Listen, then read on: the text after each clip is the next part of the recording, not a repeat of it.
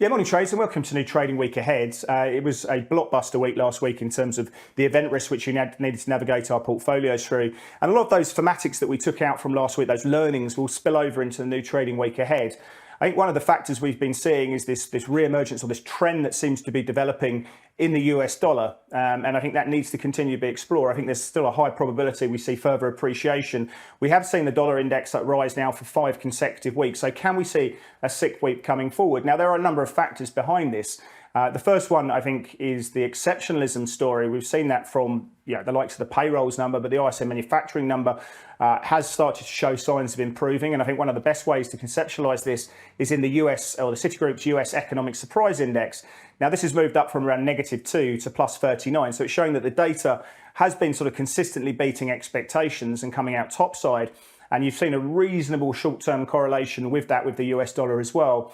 The other factor, of course, is that Jerome Powell has pushed back on rate cut expectations. He's shut the door essentially for a cut in the March meeting, and you've seen the implied probability in the swaps market falling from around 50% at the start of the week to around 20-25% now. So about a 1 in 4 chance that the Fed cut rates in that March meeting, and I still think that's probably a little bit high given what we've been seeing from Jerome Powell as well. You can go to look at SOFR spreads, which essentially look at what's being priced in for this year in terms of rate cuts, and that's moved from around 160 basis points to 131. So a bit of a repricing throughout the course of this year as well. And I think if you have a look at 2-year treasuries, we've seen them push up to 4.36%, right up to the top end of the range. Now, if we do see a break of those levels, obviously that's going to potentially put upside into the US dollar. But also what you've been seeing is the yield premium come on to hold those US treasuries, moving wider against what we've been seeing in German debt to around 179, a little bit of widening against the pound.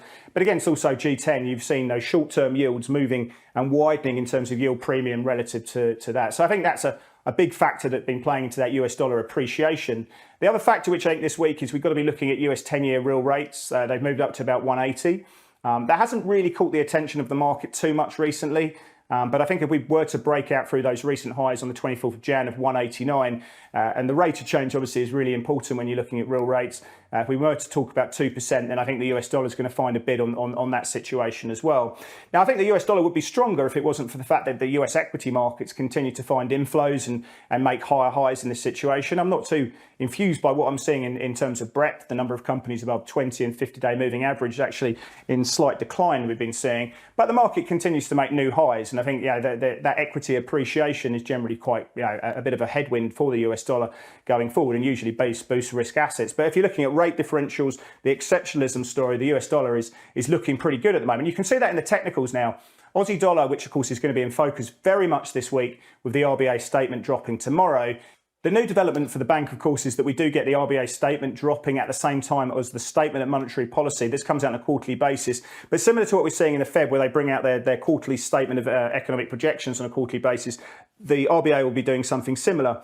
We're also going to get Michelle Bullock doing a press conference an hour after the statement drops, similar to what we've seen Jerome Powell, who speaks typically half an hour after the statement. That's what we're going to be getting this time. Now, we're not expecting a rate cut at all, or a rate hike in any capacity, but we could see slight nuances in the statement dropping. But it's a new communication tool that's going to be coming forward. And if you have a look at the Aussie dollar, we can see that it has completed a head and shoulders reversal pattern, broken and closed through the neckline. It does argue for lower levels playing through. Now, if we are continuing at those setups in the dollar pairs at the moment, have a look at that New Zealand dollar. We've seen that bear flag completed, breaking of 61.10.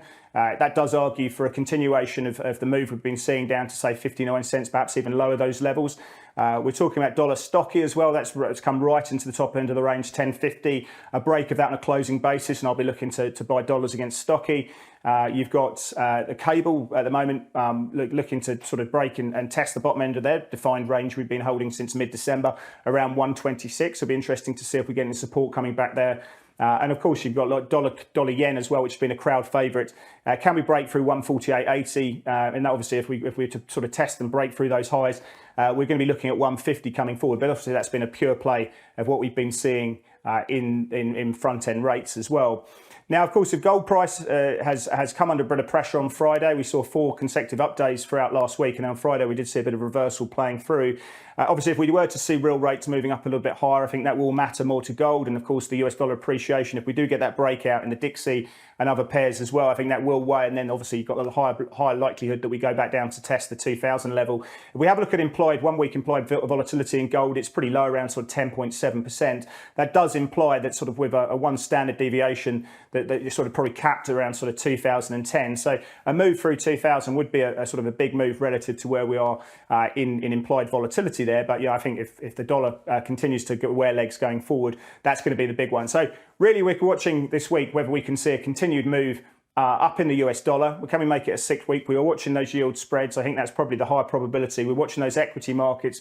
And I think if you have a look at the sort of event risk that we've got for this week, we've got 14 Fed speakers coming through. Of course, I'm just saying this before Jerome Powell goes on 60 minutes. But there's a number of other Fed speakers you can see here. We've got the RBA statement coming through. We've got China CPI numbers, which are again expected to show just really very weak domestic demand playing through.